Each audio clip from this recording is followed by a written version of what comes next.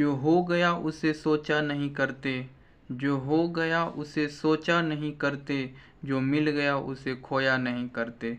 सफलता भी उन्हें हासिल होती है, सफलता भी उन्हें हासिल होती है, जो वक्त और हालात पे रोया नहीं करते, जो वक्त और हालात पे रोया नहीं करते। मेरे बहुत बहुत प्यारे साथियों, आप सभी को लाइफ मेकिंग के इस यूट्यूब चैनल पर बहुत बहुत स्वागत है। आज हम लोग मैप के माध्यम से भारत की सामान्य जानकारी के बारे में पढ़ेंगे।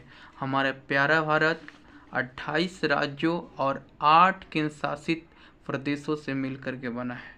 पहले हमारे भारत में 29 राज्य थे, लेकिन 31 अक्टूबर 2019 को जम्मू कश्मीर राज्य को 2 भागों में बांट दिया गया और इसे केंद्र शासित प्रदेश बना दिया गया। इधर जो है जम्मू एंड कश्मीर केंद्र शासित प्रदेश और इधर लद्दाख बना दिया गया। इस प्रकार से हमारे जो राज्यों की संख्या हो गई वो 28 हो गई और हमारे केंद्र शासित प्रदेश 8 हैं। ठीक है, अब देखिए कि कौन सा राज्य कहाँ पे है। देखिए यहाँ पे हिमाचल प्रदेश, हिमाचल प्रदेश को हम कह सकते हैं कि भारत के सबसे उत्तरी राज्य है। सब पहले था जो भारत का सबसे उत्तरी राज्य वो जम्मू कश्मीर था, लेकिन 31 अक्टूबर 2019 को इसको बना दिया गया केंद्र शासित प्रदेश। 2 केंद्र शासित प्रदेश, इधर है जम्मू कश्मीर और इधर है लद्दाख। तो अभी अगर क्वेश्चन पूछ दिया जाए कि भारत के सबसे उत्तरी राज्य कौन है तो वो हो जाएगा हिमाचल प्रदेश। देखिए उसके बाद अगर पूछ दिया जाए कि भारत के सबसे दक्षिणी राज्य कौन है तो तमिलनाडु। और अगर ऐसे पूछ दिया जाए कि भारत के सबसे उत्तरी बिंदु कौन है तो वो है इंदिरा कौल। भारत के सबसे उत्तरी बिंदु है इंदिरा कौल। अगर मुख्य भूमि के सबसे दक्षिणी बिंदु को देखा जाए तो मुख्य भूमि के सबसे दक्षिणी बिंदु है कन्याकुमारी। और अगर ऐसे ही पूछ दिया जाए कि भारत के सबसे दक्षिणी बिंदु कौन है तो भारत के सबसे दक्षिणी बिंदु है इंदिरा पॉइंट। इंदिरा पॉइंट जो कि 0 डिग्री से 876 किलोमीटर दूर है इंदिरा पॉइंट। ठीक है, अब हम लोग देखेंगे कि हमारा प्यारा भारत जो है कितने देश हमारे भारत से सटता है।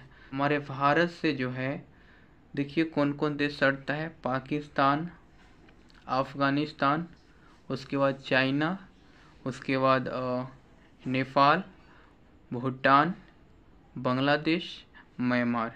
इतना जो देश है हमारे प्यारे भारत के भूमि से सटता है। भूमि से सटे हुए ये सब देश हैं। 1 2 3 4 5 6 7 यानी 7 देश जो है भारत की भूमि से सटता है। वो 7 देश कौन कौन है? Pakistan, Afghanistan, China, Nepal, Bhutan, Bangladesh, Myanmar. ये 7 देश हैं जो भारत के भूमि से सटे हुए हैं। अब हम देखेंगे कि सबसे ज़्यादा कौन सटा हुआ है, तो उसके लिए आप ये ट्रिक याद कर सकते हैं। 55 MBA यानी ब से बांग्लादेश सबसे ज़्यादा भारत के भूमि से लगा हुआ है, लगभग 4096.7 किलोमीटर। ठीक है, उसके बाद चाइना 3488, इस प्रकार से अगर पढ़िएगा तो याद होगा। 3488 किलोमीटर चाइना जो है भारत की भूमि से लगा हुआ है। और पाकिस्तान 3323 किलोमीटर भारत से लगा हुआ है। उसके बाद नेपाल है और 1751 किलोमीटर नेपाल भारत से सटता है। और म्यांमार 1643 किलोमीटर भारत से सटता है। बी फॉर भूटान जो है 699 किलोमीटर भारत से सटता है। और ए फॉर अफगानिस्तान ये सटता है 106 किलोमीटर। अब देखना है कि पाकिस्तान से कौन को राज्य भारत में पाकिस्तान से कौन कौन राज्य जो है सीमा साझा करता है, यानी उसके सीमा से सटता है।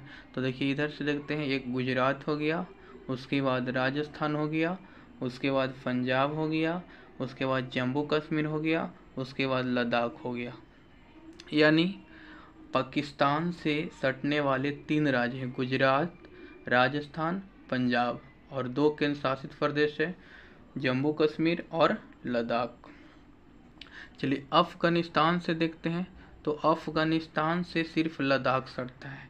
कितना किलोमीटर, 106 किलोमीटर, ठीक है।